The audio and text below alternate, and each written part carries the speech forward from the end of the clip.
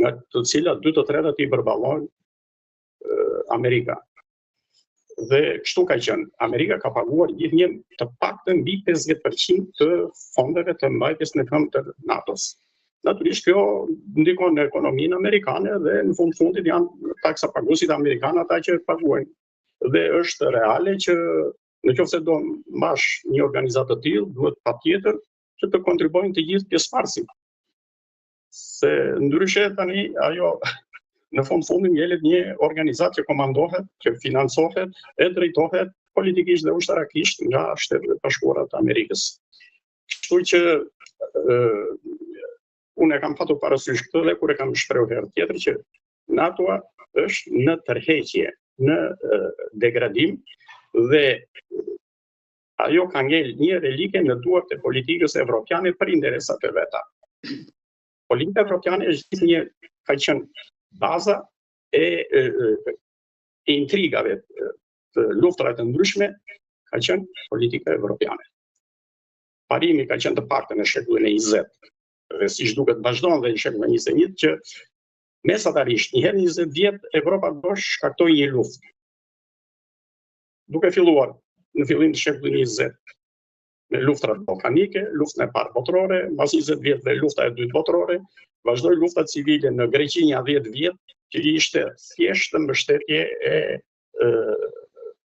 politikës anglo-franceze. Pastaj pati një stagnacion, një ndërprerje. Dhe në vitin 90 filloi përsëri lufta në Bosnjë dhe Hercegovinë, ku bën masakra dhe holokaust, një lloj si në luftën e dytë botërore, në qendrën e Evropës, në praninë e Evropës dhe me mbështetjen e Evropës.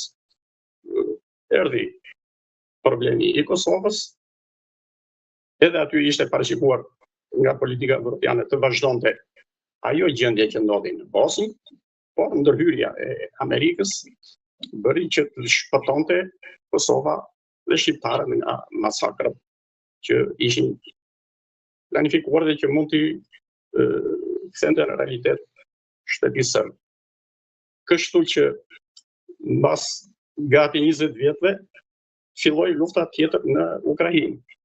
Është thjesht një përplasje e politikës evropiane me politikën ruse dhe mbështetësit aleatët e tjerë që kanë rreth rrotull ata. Lufta në Ukrainë po bëhet thjesht për interesat e Evropës, jo për interesat e Ukrainës, qoftë gjeopolitike për ta mbajtur Ukrainën si bastion lindor, qoftë edhe për të shitur materialet, armatimet dhe rraqet që ka Evropa në për depo. Kështu, sot Evropa NATO-a praktikisht komandohet dhe drejtohet në Amerika, e cila furnizon sidomos si fuqi bërthamore, mbi 90% armëve bërthamore janë të Amerikës. Shtetet si Franca për shembull kanë pak. Gjithë Evropa ka rreth 500 mushje bërthamore në krahasim me 4500 që ka komplet NATO-a. 4000 pothuajse janë të Shteteve Bashkuara të Amerikës. Natyrisht këto kanë kostën e tyre të madhe dhe shifrat janë marramundse që hidhen në fushën e prodhimit, mirëmbajtjes së shërbimit të armëve bërthamore.